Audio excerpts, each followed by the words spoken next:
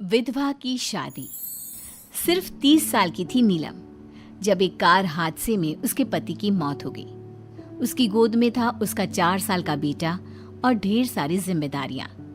नीलम को सजने संवरने और अच्छे कपड़े पहनने का बहुत शौक था, लेकिन पति की मौत क्या हुई, नीलम की तो जैसे दुनिया ही बदल गई। मेरे बेटे को गुजरे हुए अभी 1 साल भी नहीं हुआ और तूने गुलाबी रंग का कुर्ता पहना हुआ है।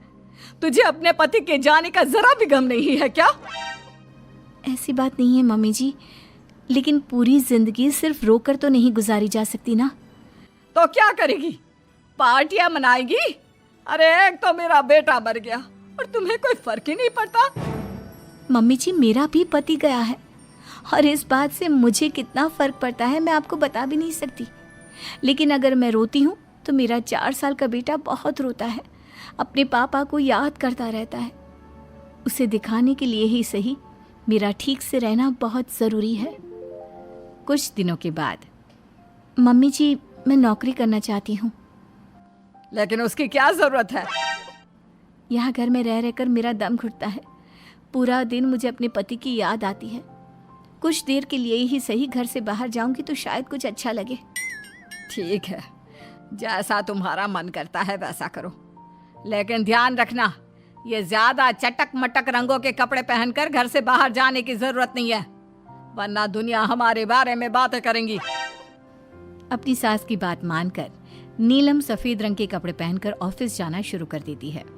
ऑफिस में नीलम की एक सहेली बनती है, दिव्या। नीलम, तुम हमेशा ये सफेद कपड़े पहनकर क्यों आती हो?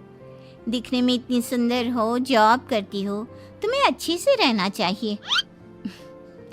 तुम्हें तो पता ही है, 1 साल पहले मेरे पति की मौत हो गई और इसीलिए मेरे ससुराल वालों ने कहा है कि मुझे सिर्फ सफेद कपड़े ही पहनने चाहिए, वरना लोग मुझे गलत समझेंगे। लोगों के हिसाब से तो अपनी जिंदगी जीना ही गलत है, लेकिन तुम कब तक ऐसे रहोगी? जो हो गया उसे भूल जाओ। मेरा भी बहुत मन करता है कि तुम लोगों की तरह रंगीन कपड़े पहनूं, अच्छे कपड़े पहनकर तैयार होकर रहूं, लेकिन फिर मोहल्ले वाले और रिश्तेदार मेरे बारे में उल्टी सीधी बातें बनाने लगते हैं। देखो, तुम जॉब करती हो, तुम्हें लोगों की बातों की परवाह नहीं करनी चाहिए।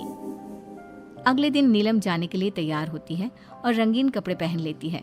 ये देखकर नीलम की सास को गुस्सा आ जाता है। देखो बहू, तुम्हें समझाया था ना, अब तुम विधवा हो, तुम्हें ऐसे रंगीन कपड़े नहीं पहनने चाहिए। मम्मी जी, अगर मेरे पति की मौत हो गई तो इसमें मेरी क्या गलती? और सफेद कपड़े पहनने से आखिर क्या हो जाएगा? क्यों नहीं पहन सकती मैं रंगीन कपड़े? क्योंकि सफेद रंग विधवाओं के लिए बना है और तुम्हें रंगीन कपड़े पहनने का अब कोई हक नहीं है। तभी वहां पर नीलम की सहेली दिव्या आ जाती है। वो नीलम की सास की सारी बातें सुन लेती है। आंटी जी, विधवा होने का मतलब ये तो नहीं कि इंसान अपनी जिंदगी जीना छोड़ दे और रंगीन कपड़े पहन लेने से क्या हो जाएगा।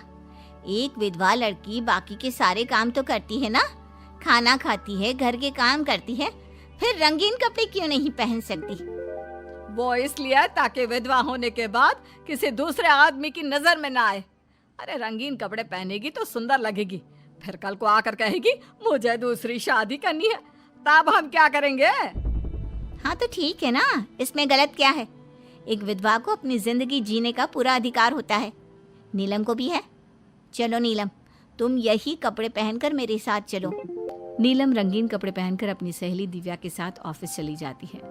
कुछ इसी तरह दिन बीतने लगते हैं, लेकिन अब पति के जाने के बाद नीलम बहुत उदास रहने लगी थी। क्या बात है, तुम इतनी उदास क्यों रहती हो? देखो, नए दोस्त बनाने चाहिए, लोगों से बात करनी चाहिए। तुमने देखा ना, कितनी मुश्किल से सफेद रंग के कपड़ों से मुक्ति मिली है, और अब रंगीन कपड़े पहनूंगी, दोस्त बनाऊंगी तो समाज मुझे वैसे ही जीने नहीं देगा। इस मामले में तुम्हें समाज की परवाह नहीं करनी चाहिए नीलम। लोगों का काम क्या है? बातें बनाना ही तो है। कुछ दिनों के बाद नीलम के ऑफिस में एक लड़का आता है। उसका नाम अमर था। वो धीरे धीरे नीलम को पसंद करने लगता है और एक दिन वो नीलम से कहता है, नीलम, तुम मुझे बहुत अच्छी लगती हो, मैं तुमसे शादी करना चाहता हूँ। लेकिन अमर, मैं एक विधवा हूँ और मेरा 4 साल का एक बच्चा भी है। मैं तुमसे शादी नहीं कर सकती। मुझे तुम्हारे विधवा होने से कोई फर्क नहीं पड़ता। मुझे तुम एक अच्छी इंसान लगी और इसीलिए मुझे तुमसे शादी करनी है। लेकिन मुझे मेरी फैमिली से इस बात की परमिशन कभी नहीं मिलेगी। तुम उसकी चिंता मत करो, मैं तुम्हारे घर आकर बात करूंगा। कुछ दिनों के बाद अमर नीलम के घर पहुंचता है। नमस्ते आंटी जी, मैं अमर हूँ। मैं आपकी बहू नीलम से शादी करना चाहता हूँ। मुझे तो पहले से पता था। पहले तूने विधवा वाला सफेद रंग छोड़कर ये रंग बिरंगी कपड़े पहनने शुरू किए और अब तेरा चक्कर भी चल रहा है। नहीं मम्मी जी, आप गलत समझ रही हैं। मैंने ऐसा कुछ नहीं किया। अगर ऐसा कुछ नहीं किया तो फिर कौन है ये लड़का, और यहाँ हमारे घर तेरे साथ शादी करने की बात करने क्यों आया है? आप नीलम को गलत समझ रही हैं। मैं नीलम को पसंद करता हूँ और उससे शादी करना चाहता हूँ। उसने मुझसे कभी ऐसा नहीं कहा। चले जाओ हमारे घर से। हमारे यहाँ पर विधवा बहुओं की शादियाँ नहीं करवाई जाती। समझ में आई बात? अमर वहां से चला जाता है और नीलम की सास उसे बहुत उल्टा सीधा सुनाती है। कुछ दिनों के बाद पड़ोस में एक शादी होती है। वहां पर सारी औरतें तैयार होकर आती हैं। नीलम की सास भी उसे वहां पर चलने के लिए कहती है। नीलम सफ़ेद रंग के कपड़े पहनकर अपनी सास के साथ वहां पर जाती है, क्योंकि ऐसा उसकी सास ने कहा था। पर सारी औरतें काफ़ी सुंदर तैयार होकर आई थी। देखो तो मेरी साड़ी का कलर कितना सुंदर है, तुम्हें पसंद आया? और ये देखो मेरे कंगन, पिछले महीने ही दिलवाए थे मेरे पति ने। कितना अच्छा डिजाइन है ना? अरे तुम्हारी मेहंदी तो दिखाओ, रंग तो बहुत सुंदर आया है। लगता है तुम्हारा पति बहुत प्यार करता है तुमसे। और नहीं तो क्या। और वैसे भी ना, मुझे मेहंदी का ये लाल रंग बहुत पसंद है। अरे जरा उधर तो देखो, ये नीलम वहां पर क्या कर रही है? हम सबके बीच में विधवा का क्या काम? अरे इसका यहाँ होना तो मनहूसियत है। इसकी सास को इतना भी नहीं पता कि इसे यहाँ नहीं लाना चाहिए था। ऐसे सफेद कपड़े पहनकर बैठी हुई है, दूर से पता चल रहा है कि उसका पति मर गया। नीलम की सास ये सारी बातें सुन लेती है और फिर अपनी बहू के उदास चेहरे की तरफ देखती है।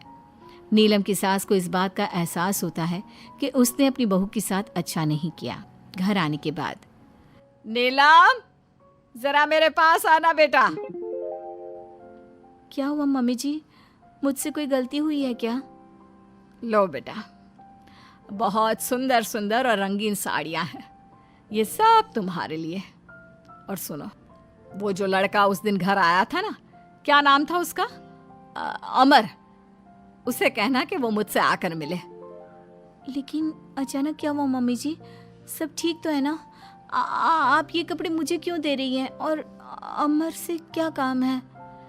बेटा, मेरे बेटे की मौत के बाद भी तुम मेरा इतना ख्याल रखती हो, नौकरी करती हो, पैसे कमाती हो। आज जब उस शादी में मैंने दूसरे लोगों की बातें सुनी, तब मुझे इस बात का एहसास हुआ कि विधवा होने के बाद भी तुम्हें जीने का अधिकार है। मम्मी जी, मैं कुछ समझी नहीं। देखो बेटा, जो चला गया वो चला गया, लेकिन आज के बाद तुम रंगीन कपड़े पहनोगी, खुश होकर रहोगी। और हाँ, मैं खुद तुम्हारी शादी अमर के साथ करवाऊंगी। लेकिन मम्मी जी, आप ये सब क्यों कर रही हैं? मैं तो आपके कहने पर सफ़ेद कपड़े पहनकर शादी में गई थी। वही तो बेटा, मुझे अच्छा नहीं लगा। और ऐसा तो किसी किताब में नहीं लिखा कि विधवा होने के बाद एक लड़की को सिर्फ सफ़ेद कपड़े पहनने चाहिए।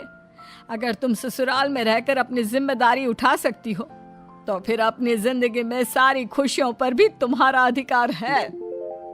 नाचने वाली से शादी। दिनेश एक बार अपने दोस्त अमर की शादी में उसके गांव गया।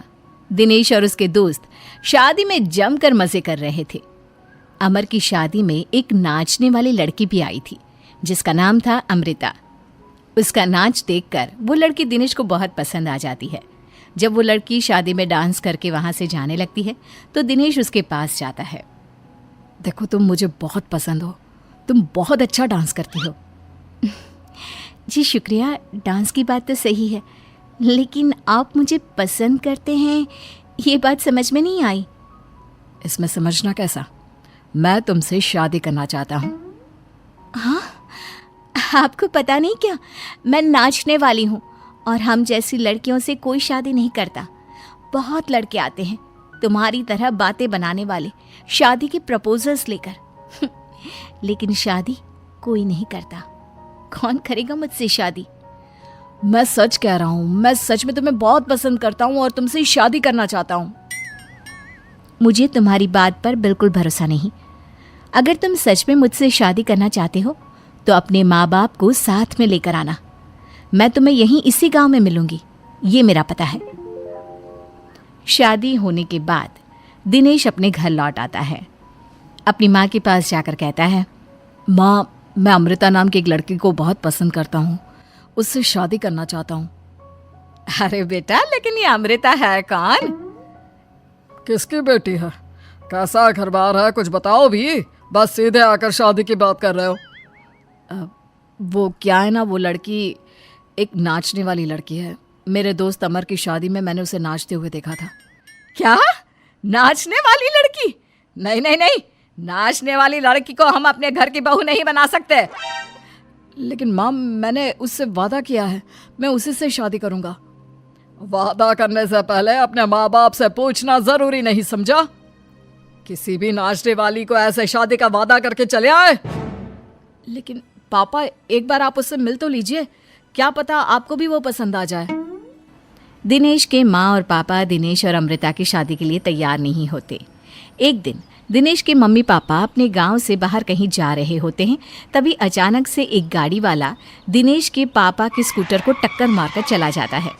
दिनेश के मम्मी और पापा दोनों सड़क पर घायल होकर गिर जाते हैं। तभी वहां अमृता आती है। अरे अंकल आंटी, आपको तो बहुत चोट लगी है, चलिए मैं आपको हॉस्पिटल लेकर जाती हूँ। अमृता दिनेश के मम्मी और पापा को हॉस्पिटल में एडमिट करवा देती है और उनका ख्याल रखती है। जब दिनेश हॉस्पिटल पहुंचता है, अमृता, तुम यहाँ क्या कर रही हो? तो क्या ये तुम्हारे मम्मी पापा हैं? वहाँ सड़क पर उनका एक्सीडेंट हो गया था, इसलिए मैं यहाँ हॉस्पिटल में लेकर आ गई। क्या ये वही लड़की है बेटा जो तुम्हें पसंद थी? हाँ माँ, यही तो है अमृता, जिसके बारे में मैंने आपसे बात की थी। हमारी सोच गलत थी। ये लड़की तो बहुत अच्छी है और हम तुम्हारी इससे शादी करवाने के लिए अब बिल्कुल तैयार हैं। उसके बाद दिनेश और अमृता की शादी हो जाती है। अमृता एक नाचने वाली थी और इसलिए वो किसी भी तरह की आवाज़ पर नाचना शुरू कर देती। एक दिन जब वो किचन में खाना बनाते वक्त झूम झूम कर नाच रही थी। अरे बहू, तुम यहाँ किचन में खड़ी होकर डांस क्यों कर रही हो? यहाँ कौन सा गाना बज रहा है? मम्मी जी, वो कुकर की सीटी का म्यूजिक है ना, बस उसी पर डांस कर रही थी। आप भी सुनिए ना, कितना अच्छा म्यूजिक है। अरे अब कुकर की सीटी पर कौन डांस करता है? अजीब नाचने वाली बहू मिली है। माना दिल की अच्छी है, लेकिन कुकर की सीटी पर भी नाचती है। भगवान भला करे। कुछ दिनों बाद दिनेश के पड़ोस वाले घर में कंस्ट्रक्शन का काम चल रहा था और सारा दिन मजदूरों के हथौड़े चलाने की आवाज़ आती रहती। उस आवाज़ की वजह से अमृता घर का सारा काम छोड़कर डांस करती रहती। ये देखकर दिनेश के पापा कहते हैं, बेटा, तुम नाचने वाली बहू तो ले आए, लेकिन ये तो हथौड़ों की आवाज़ पर भी डांस करती है। और बेटा अपने घर का काम बिल्कुल छोड़ दिया है, सारा दिन बस मजदूरों के औजारों की आवाज़ पर डांस करती रहती है। कल मैंने एक गिलास पानी मांगा था तो मुझसे कहती है, पापा बाद में देती हूँ, अभी तो डांस कर रही हूँ मैं, डिस्टर्ब मत करो। माँ पापा, आपकी बात सही है। अमृता के ऊपर तो डांस करने का नशा कुछ ज़्यादा ही सवार हो गया है। लगता है इसके पुराने काम का भूत इसके सिर में फिर से घुस गया है। अरे लेकिन बेटा, हम क्या करें? अब ये पूरा दिन इसी तरह नाचती रहेगी तो कुछ अजीब नहीं लगेगा? एक दिन दिनेश और उसका परिवार जंगल में पिकनिक मनाने जाने का प्लान करता है। दिनेश, उसकी पत्नी अमृता और माँ बाप चारों मिलकर जंगल में पिकनिक मनाने पहुंच जाते हैं। लेकिन तभी वहां पर जंगल के लोग उन्हें घेर लेते हैं। अरे क्या मुसीबत है ये? कौन है ये लोग? ये तो हमें जिंदा जलाकर खा जाएंगे, अब हमें कौन बचाएगा? सही कहती हो माँ, ये तो जंगली लोग हैं, ये हमें जिंदा नहीं छोड़ने वाले। अरे डरने से बेहतर होगा कि हम अपने आप को बचाने का कोई उपाय सोचें। तुम्हारा क्या है, तुम तो नाचने लग जाओगी। तुम्हारा दिमाग भी काम करता है और तुम्हारे तो पैर भी काम करते हैं। अरे माँ, ये लड़ने का वक्त नहीं है, हमें कुछ सोचना पड़ेगा। अब सोचने से कुछ नहीं होने वाला, ये जंगल के लोग हमें पका कर खा जाएंगे। वो जंगली लोग दिनेश और उसके परिवार के हाथ पैर बांधकर उन्हें मारने की तैयारी करने लगते हैं। लेकिन उससे पहले वो आग जलाकर जोर शोर से नाचते हैं। उन्हें नाचता देखकर अमृता के अंदर की नर्तकी भी बाहर आ जाती है और वो पेड़ से बंधे बंधे ही जोर जोर से अपने पैरों से ठुमके लगाने लगती है। तभी एक जंगली बोल पड़ता है, लड़की, तुम यहाँ पेड़ से बंधे बंधे क्यों नाच रही हो? क्योंकि मुझे तुम जंगलियों से ज्यादा अच्छा डांस करना आता है। अरे जाओ जाओ, हम जितनी तेज डांस करते हैं उतना तो तुम कर ही नहीं सकती। लगा लो शर्त। अच्छा ठीक है, लगी शर्त। अगर तुमने हमसे ज़्यादा अच्छा और तेज डांस किया तो हम तुम्हारे परिवार को जिंदा छोड़ देंगे। और अगर तुम हार गई तो हम तुम सबको जिंदा जलाकर खा जाएंगे। अच्छा ठीक है, मुझे तुम्हारी शर्त मंजूर है। अब बजाओ तुम्हारा जंगली ढोल, देखते हैं कौन कितना डांस करता है। वो जंगली लोग जोर जोर से ढोल बजाकर नाचना शुरू कर देते हैं। दिनेश और उसका परिवार उनके नाच की स्पीड देखकर दंग रह जाता है। अमृता भी उनके साथ बराबर से नाचने की कोशिश कर रही थी। धीरे धीरे अमृता ने अपने डांस की स्पीड को कम कर दिया। क्या हुआ, हवा निकल गई तुम्हारी? बढ़िया ही हमसे जीतने वाली। बस 1 मिनट रुक जाओ, तुमको तो मैं अभी बताती हूँ। अब तक अमृता धीरे धीरे नाच रही थी ताकि वो सारे जंगली थक जाए और अमृता बाद में जोर जोर से डांस करके उन्हें हरा दे। और ऐसा ही हुआ। अमृता ने अब तेज स्पीड से नाचना शुरू कर दिया। सारे जंगली अब तक थक चुके थे। देखा, अब पता चला कौन ज्यादा अच्छा और तेज नाच सकता है। हाँ हाँ, तुम ही हमसे ज़्यादा अच्छा और तेज डांस करती हो। हमने मान लिया, बहुत थक गए, बस भी करो। अरे अभी कहाँ से बस करो, तुम कहो तो मैं दिन रात लगातार नाच सकती हूँ। हम तुम्हारे आगे हार मानते हैं, तुम अपने परिवार को लेकर यहाँ से चली जाओ। देखा माँ, आज नाचने वाली बहू ने हम सबकी